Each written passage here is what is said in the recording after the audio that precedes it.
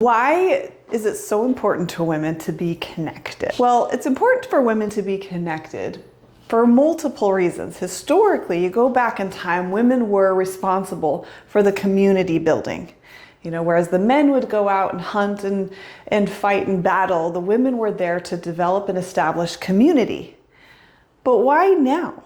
Why now when roles have changed and shifted so much? Why is it still such a drive to feel connected? And by no means am I saying it's not important to men to feel connected. Definitely is still important, just in slightly different ways and different nuances. But for women, why are we still feeling the need to be connected? Well, number one, we know that there is safety. There is safety in community. Unfortunately, despite all the advances we've made, women still recognize that in some respects we are still prey. And prey is always safer when in groups. And so there's a fear-based drive, but there's also an understanding that as a group we rise together.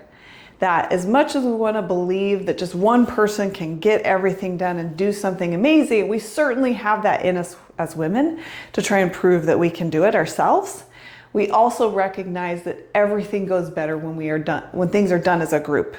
When we have connections, when we have relationships, that's really the essence of life, that there's a part of our heart that is always geared towards how can we connect, how can we love, how can we build something together.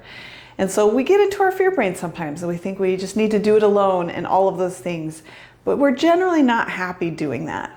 Because again, there's that part of us that knows that both on a fear-based as well as an ascended and higher soul-based level, we want to connect. And so how can you build more connections? How can you see the value that other people are contributing to your life, even if you don't consider it the equal amount that you're giving? How can you connect to yourself? And how can you connect to others in a more loving and supportive way?